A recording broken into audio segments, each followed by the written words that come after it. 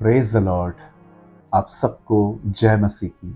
खुदावन यसु के पाक जिंदा और जलाली और कुदूस नाम में आप सबको सलाम, greetings to you in Jesus name. आज क्वेश्चन नंबर 96 है और बहुत बहुत शुक्र करता हूँ मैं परमेश्वर का। I really thank my God जिसने इन दिनों में इतने सारे लोगों को इस सीरीज़ के साथ जोड़ा।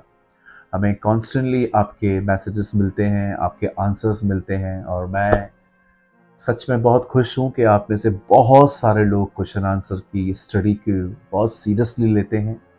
अपने आंसर्स आप हमें बेचते हैं और बदले में आप हमारे आंसर्स भी पाते हैं और खुदा आपको इसी तरह बढ़ाता जाए।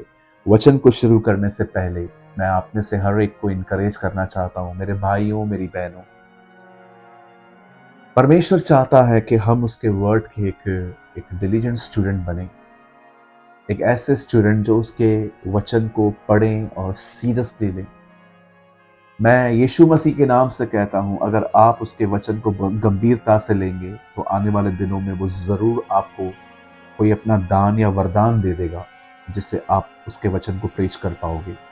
मैं आप में से हर एक को कहना चाहता हूं, वर्ड को सीरियसली लीजिए।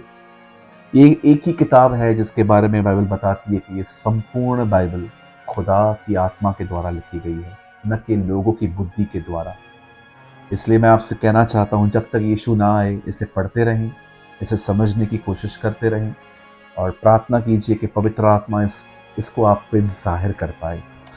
आज सवाल नंबर 96 है और जैसे कि इससे पहले हमने 95 क्वेश्चंस डाल दिए हैं और अब मैं सबसे पहले आपका होमवर्क दे रहा हूं और उसके बाद आपको उसमें से सवाल दे रहा हूं।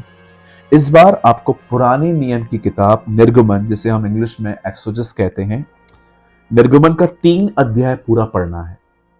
हो सकता है इसे पढ़ते समय कुछ चीजें आपको न समझ में आए, लेकिन बहुत सारी चीजें ऐसी भी हैं जो बहुत आसान हैं। जब आप निर्गमन 3 अध्याय पढ़ेंगे तो आपको पता चलेगा कि कैसे परमेश्वर ने मूसा को पहाड़ पे बुलाया और उससे मिस्र जाने के लिए कहा कि वो उसके लोगों को जाने निकाल के ले आए। ये पूरा आपको विवरण वहां पर मिलेगा, आपको पूरा वहां पर एक्सप्लेनेशन मिलेगी। अब मेरा सवाल ये है, आप जानते होंगे जब भी परमेश्वर मूसा को कह रहा था जा, मूसा कोई ना कोई बहाना बता रहा था कि वो मुझे नहीं सुनेंगे, तेरे लोग मुझे नहीं सुनेंगे। कब एक बार उसने कहा कि मैं तो बद्दा हूं, मैं तो कुछ कर नहीं सकता। अब मेरा ये सवाल है, जो व्यक्ति इस्तेमाल होना ही नहीं चाहता था, परमेश्वर उसे इस्तेमाल क्यों कर रहा है? इसके बारे में सोचिए।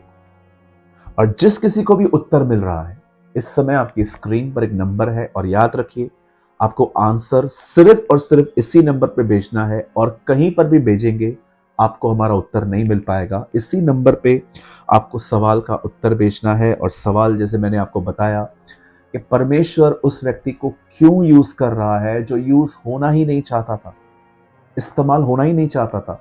जिस किसी को भी उत्तर मिलता है इस नंबर पे आप भेज सकते हैं। और हाँ, आज 7 फैब है, 7 फरवरी है। आप अपने उत्तर हमें 14 फैब तक भेज सकते हैं।